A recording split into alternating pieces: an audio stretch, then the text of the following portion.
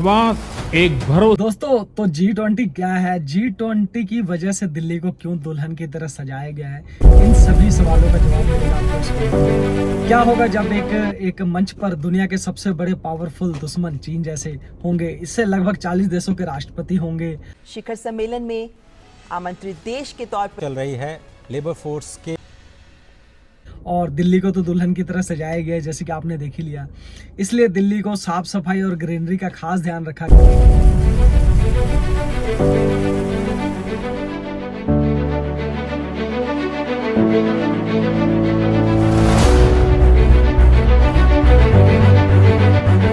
गया है कि दिल्ली को भाई इतने सजाया जा रहा है, क्योंकि यहाँ पे G20 है। G20 क्या है और आए जानते हैं कि G20 क्या और इनमें से कौन कौन से देश मतलब कि हमारे इंडिया में आ रहे हैं, और जो मंच पे हैं, एक ही मंच पे इतने बड़े बड़े पावरफुल देशों के राष्ट्रपति एक ही मंच पे, तो ये क्या है, तो आज इस वीडियो के माध्यम से हम समझेंगे। तो welcome back to the channel.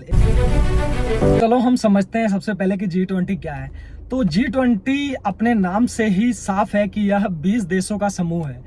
और इस वक्त अंतर्राष्ट्रीय श्रम संगठन ILO के डायरेक्टर जनरल गिलबर्ट एफ और साल 1999 में जब एशिया में आर्थिक संकट आया था, तब तमाम देशों के वित्त मंत्रियों और सेंट्रल बैंक के गवर्नरों ने मिलकर एक फोरम बनाने की सोची, जहां पर ग्लोबल इकोनॉमिक और फाइनेंशियल मुद्दों पर चर्चा की जा सके। इसको हम G20 कहते हैं। इसके कुछ ही साल बाद 2007 में पूरी दुनिया पर आर्थिक मंदी का साया मंडरा रहा था। ऐसे में G20 के लेवल को और ऊपर उठाया गया। इसे वित्त मंत्रियों के लेवल से ऊपर उठाकर हेड ऑफ स्टेट के लेवल का बना दिया गया। यानी इस बैठक में अब तमाम देशों के राष्ट्रपति हिस्सा लेंगे। इसी तरह से G20 की पहली बैठक साल 2008 के अमेरिका के वाशिंगटन में हुई। अब इसकी कुल 17 बैठकें हो चुकी है। भारत इसकी 18वीं बैठक है, जो से में बदले, यह हम सभी के साथ मिलकर चलने का समय है और इसलिए सबका साथ की मेजबानी करने जा रहा है। वैसे तो इस ग्रुप का फोकस अर्थव्यवस्था से जुड़े मुद्दों पर चर्चा करना रहा, लेकिन वक्त के साथ इसका दायरा बढ़ रहा। इसमें टिकाऊ विकास, स्वास्थ्य, कृषि, ऊर्जा, पर्यावरण, जलवायु परिवर्तन और भ्रष्टाचार विरोधी चीन जो G20 शिखर सम्मेलन जैसे मुद्दे को जुड़ते चले जाना, और हमारे देश को इससे बहुत ही ज्यादा प्रॉफिट होने वाला है। जैसे कि आने वाली टेक्नोलॉजियों के लिए इस पे एक सम्मेलन है। G20 कितना ताकतवर ग्रुप है? G20 बहुत ही बड़ा ताकतवर ग्रुप है। G20 ग्रुप में 19 देश, जैसे कि मैं आपको बता दूं, 19 देश और 20वां हमारा जो 20वां सदस्य है यूरोपियन यूनियन, यानी यूरोप के देशों का मजबूत समूह। तो कुछ देशों के नाम मैं आपको बता देता हूं, जैसे कि ऑस्ट्रेलिया, ब्राजील, कनाडा, चीन, फ्रांस, जर्मनी, रूस, सऊदी अरब, दक्षिण अफ्रीका, तुर्की, यूरोप किंगडम और अमेरिका जैसे बड़े देश शामिल है इसमें। भारत का आह्वान कर एक अहम बात, जैसे कि आप सबको पता है G20 चल रहा है, तो G20 से हमारे देश भारत या इंडिया, जो भी हम बोलते हैं, इंडिया और भारत दोनों ही हमारे लिए महत्वपूर्ण है। हमारा भारत देश या हमारे इंडिया को क्या प्रॉफिट होने वाला है? तो इससे प्रॉफिट ये होगा सम्मेलन से G20 की फोकस सिर्फ व्यापार जैसे कि विदेशी मुद्दे और जैसे कि विदेश से हमारा जैसे कि कारोबार वगैरह चलता है मुद्दों पर था, जैसे कि व्यापार, सतत विकास और भ्रष्टाचार विरोध शामिल किया गया। साल 2007 में ये वाली बात तो मैंने आपको पहले बताई थी। और इसके अलावा जैसे कि न्यू टेक्नोलॉजी है, जो आने वाली टाइम में टेक्नोलॉजीज है, उसके अलावा और भी बहुत सारी चीजें हैं जो G20 के प्रेसिडेंट के तौर पर कि हमारे इंडिया में अभी तक कई चीजें हैं जिसका स्टार्टअप नहीं हुआ है, तो बाहरले देशों से मिलके इस चीज़ों को जल्दी आसानी से संभव बनाया जा सकता है। तो इसीलिए जो ये G20 सम्मेलन है, उसका हमें, हमारे इंडिया को, हमारे भारत देश को, पूरे देश को बहुत ही ज़्यादा प्रॉफिट होने वाला है। और जैसे कि मैं आपको बता दूं कि जो G20 है, इसकी जो तैयारी थी वो 1 साल पहले से ही चल रही थी, पर लोगों को कुछ टाइम पहले से ही पता लगा। और G20 में जैसे कि पता है, कुछ ही दिनों में दिल्ली को क्या से क्या बना दिया गया। दिल्ली में पहले कितना मतलब कि कचरा वगैरह हुआ करता था, सबको रातों रात साफ करवा दिया एकदम। दिल्ली में जाने के बाद तो भाई ऐसा लगता है कि हम फॉरेन कंट्री में आ गए हैं, और फॉरेन कंट्री की तरह ही दिल्ली को बना दिया गया रातों रात।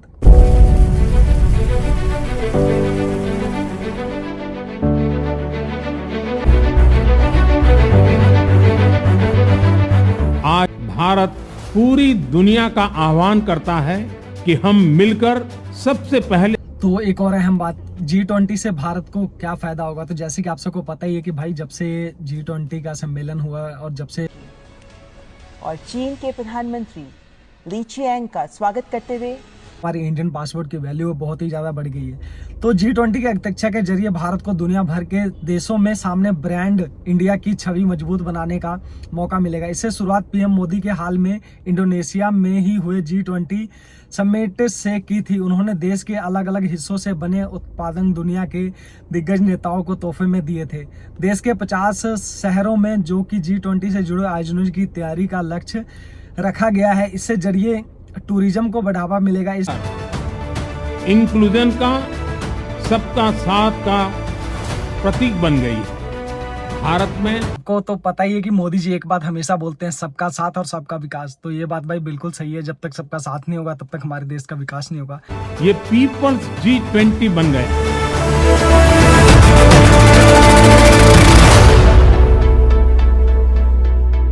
इस कार्यक्रमों के जरिए दुनिया के देशों के भारत के पर्यटन स्थलों की लोकप्रियता बढ़ेगी। इस कार्यक्रम के जरिए मेक इन इंडिया प्रोजेक्ट को बढ़ावा मिल सकता है।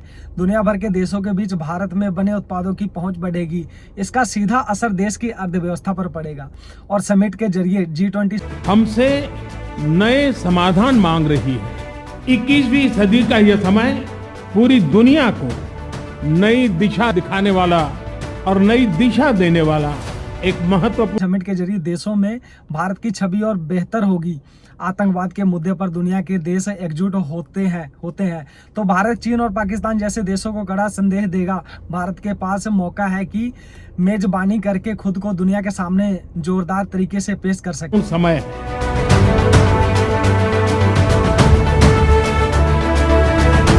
सबका साथ की भावना से ही भारत ने प्रस्ताव रखा था कि अफ्रीकन यूनियन को G20 की स्थायी सदस्यता। कितनी चुनौतियां भाई, तो इसमें बहुत सी चुनौतियां। G20 दुनिया के ताकतवर देशों का समूह है जिससे रूस, अमेरिका, चीन और यूरोपियन देश शामिल है। इंडोनेशिया में हुई समिट में रूस और यूक्रेन की जंग का असर नजर आया। रूसी राष्ट्रपति पुतिन ने कार्यक्रम से दूरी बनाई। ऐसे में भारत में होने वाली समिट में पुतिन को शामिल करना भी चुनौती से कम नहीं हो। आमंत्रित देश के तौर पर शामिल होना स्पेन इसे महत्वपूर्ण मानता है। दोनों देशों के बीच स्किल्ड वर्कफोर्स के आदान प्रदान को लेकर के काफ़ी ज़्यादा उत्सुकता दिखाई दे रही है और होगा। हालांकि भारत में इस रूस के रिश्ते बेहतर है। पीएम मोदी ने पुतिन के संबंधों में कभी दरार नहीं आने दी, इसलिए रूसी राष्ट्रपति के समिट में शामिल होने की उम्मीद है। तौर पर जो G20 में बातचीत चल रही है, लेबर फोर्स के किसी भी तरह के मूवमेंट को बढ़ावा देने के लिए जो एक आम सहमति, एक वैश्विक सहमति बनाई जाए, उसमें भारत। इसके अलावा कार्यक्रम के दौरान कई देशों में लीडर्स के बीच चल रहे तनाव का कम करना भी आसान नहीं होगा। इतना ही नहीं, मंदी की तरफ बढ़ती हुई दुनिया और ऊर्जा संकट में जुड़े सवाल का जवाब देना भी चुनौती से कम दी जाए।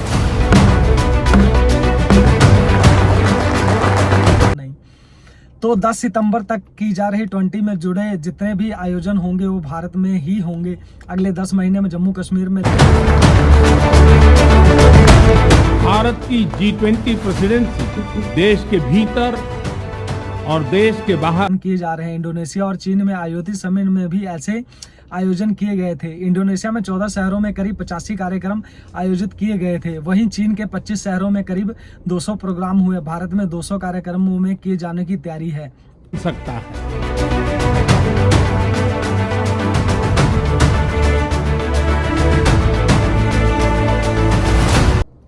तो भाई एक G20 जो है ना, बहुत ही बड़े लेवल की बात है। ये कोई छोटा मोटा नहीं है। इसको अगर आप सही से समझोगे तो बहुत बड़े लेवल की बात है भाई। न्यू टेक्नोलॉजी जितने भी हमारे देश भारत में आएंगी और विदेशी व्यापार, जैसे कि आपको विदेशी व्यापार के बारे में नहीं पता है तो विदेशी व्यापार जैसे कि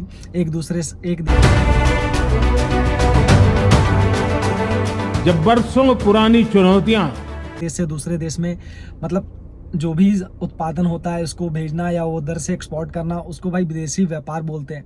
तो भाई ये जो चीज़ है ना, बहुत बड़े लेवल की है। अगर आप समझोगे तो बहुत ही ज़्यादा कहीं ना कहीं देश के हर एक नागरिक को इसका प्रॉफिट होगा। इस ग्लोबल ट्रस्ट डेफिसिट को एक लेकर नॉर्थ ईस्ट तक का कार्यक्रम आयोजित किए जा सकते हैं। इस कार्यक्रम की थीम यानी व्यक्ति ही परिवार है। भारत की विविधता को पेश करते हुए आज विश्वास एक भरोसा, सबका विकास, सबका विश्वास, सबका प्रयास का मंत्र हम सभी के लिए एक पथ प्रदर्शक बन। और ये योग वॉल जिसके आगे से सभी राष्ट्राध्यक्ष गुजर रहे हैं, महत्वपूर्ण। स्पेन की उपराष्ट्रपति नाडिया कैल्विनो सेंटामारिया,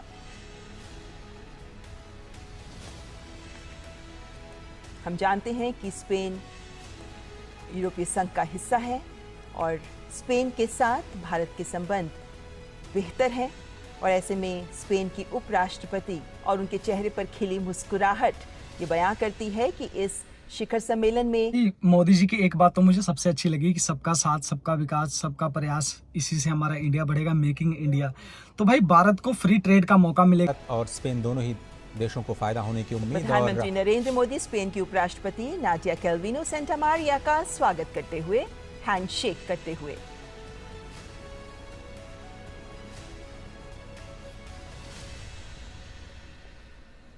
नौ आमंत्रित फ्री ट्रेड से भारत के कारोबार में तेजी आएगी और वर्ल्ड लेवल पे हमारा इंडिया का एक्सपोर्ट होगा, मतलब कि जो भी उत्पादन होता है इंडिया में, जैसे खेती होती है, उसके अलावा कोई भी विदेशी व्यापार बढ़ेगा।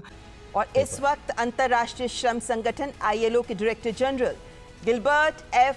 हाउंगबो, जिनका प्रवेश हो चुका है, वे ILO के 11वें डायरेक्टर जनरल हैं और वे पहले अफ्रीका महाद्वीप के नागरिक हैं जिन्हें ये पद मिला है। 2022 से ही वे इस पद पर आसीन हैं। अंतर्राष्ट्रीय श्रम संगठन के डायरेक्टर जनरल गिलबर्ट F. हाउंगबो का स्वागत करते हुए प्रधानमंत्री नरेंद्र मोदी, और ये हैंडशेक बहुत कुछ बयां करता है। तो उसके अलावा इंडिया को बहुत ज़्यादा प्रॉफिट होने वाला है, और अगर इंडिया का प्रॉफिट होगा तो हम हैं इंडियन, तो हमें भी तो भाई प्रॉफिट होगा ही। तो मोदी जी ने बिल्कुल सही कहा है कि सबका साथ, सबका विकास और सबका प्रयास से ही हमारा इंडिया बढ़ेगा। और इंडिया, जैसे कि आपको तो पता ही कि भाई 2010 से पहले कितनी सारी ऑफलाइन चीज़ें थी, सबको मोदी जी ने धीरे धीरे डिजिटल कर दिया और मोदी जी ने सबको ऑनलाइन कर दिया। आज बहुत सारी चीज़ें जो हैं ऑनलाइन में स्थित हो चुकी हैं। भारत की अध्यक्षता के दौरान आयोजित इस वर्ष में G20 शिखर सम्मेलन का विषय है, जिसका अनुवाद एक पृथ्वी, एक परिवार, एक भविष्य है। यह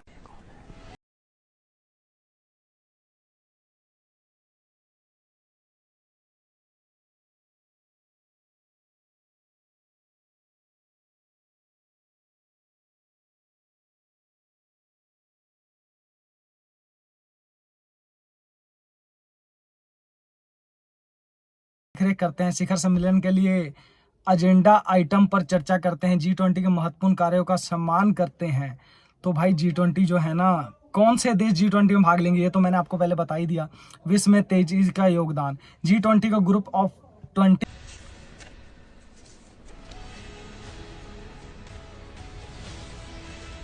भारत मंडपम में विभिन्न देशों के राष्ट्राध्यक्षों का आगमन जारी। प्रधानमंत्री नरेंद्र मोदी कर रहे हैं औपचारिक स्वागत, और इस औपचारिक स्वागत के बाद फोटो ऑप के बाद शुरुआत होगी पहले सत्र की। और चीन के प्रधानमंत्री विश्व प्राचीन संस्कृत पाठा महास्पति से प्रेरणा लाता है। G20 कैसे काम करता है? G20 प्रक्रिया का नेतृत्व सदन देशों के शेरपाओं द्वारा किया जाता है, जो कि नेताओं के निजी दूत होते हैं। शेरशाह भी कहा जाता है। यह आर्थिक सहयोग का एक प्रमुख मंच है, जहां का मंच अंतर्राष्ट्रीय आर्थिक मुद्दों को निर्धारित करने में महत्वपूर्ण भूमिका निभाता है। इसके अलावा आर्थिक व्यापार और ग्लोबल चैलेंज से लेकर हुए मुद्दों पर तय करने के बीच जो G20 है ना, उसका जो लाभ है आने वाले कुछ सालों में दिखेगा, जब न्यू टेक्नोलॉजी आएंगी। वैसे भी हमारा भारत देश जो है बहुत ज़्यादा तरक्की कर रहा है, बहुत सारी टेक्नोलॉजी लेकर आ रहा है, और सभी देशों के साथ मिलकर और ज़्यादा टेक्नोलॉजी आएंगी। भारत की इंडियन पासपोर्ट की वैल्यू पहले कुछ भी नहीं थी, और आपको पता है कि इंडियन पासपोर्ट की जो वैल्यू है बहुत ही ज़्यादा बढ़ गई है अब। और जो G20 है वो तो बहुत ही बड़े लेवल की, भाई G20 मतलब 30 से 40 देशों के, 20 से 40 देशों के बहुत बड़े बड़े लेवल के प्रधानमंत्री, जैसे कि अमेरिका जैसे सबसे वर्ल्ड का सबसे पावरफुल देश है, उसके प्रधानमंत्री तक इंडिया में आए हैं। तो भाई कुछ तो बड़ा होने वाला है। तो G20 जो है बहुत ही बड़े लेवल की बात है। तो दोस्तों, मुझे उम्मीद है कि वीडियो आपको बहुत अच्छी लगी होगी। तो ये वीडियो को शेयर करना ना भूलें अपने दोस्तों के साथ, ताकि पता चल सके कि G20 क्या है। और डिस्क्रिप्शन में मैंने इंस्टा और फेसबुक का लिंक भी डाला है, तो वहाँ से जाके आप मुझे फेसबुक पे या इंस्टा पे फॉलो भी कर सकते हो, और चाहो तो मुझे डायरेक्ट मैसेज भी कर सकते हो। तो चलो, वेलकम करता हूँ मैं आपका अपने वीडियो में। तो मिलते हैं अब एक नए वीडियो के साथ में। तो चलो, चैनल को सब्सक्राइब करना ना भूलना और एक लाइक जरूर करना और कमेंट करके बताना कि भाई मैंने वीडियो कैसी बनाई। तो अगर आप एक कमेंट करते हो, एक लाइक करते हो, तो उसके लिए मैं मोटिवेट हो जाता हूँ और एक वीडियो अच्छा से वीडियो बनाने के लिए। तो चलो मिलते हैं अब हम एक नए वीडियो के साथ में। और ये योग वॉल जिसके आगे से सभी राष्ट्राध्यक्ष गुजर रहे हैं, महत्वपूर्ण। स्पेन की उपराष्ट्रपति नाडिया कैल्विनो सेंटा मारिया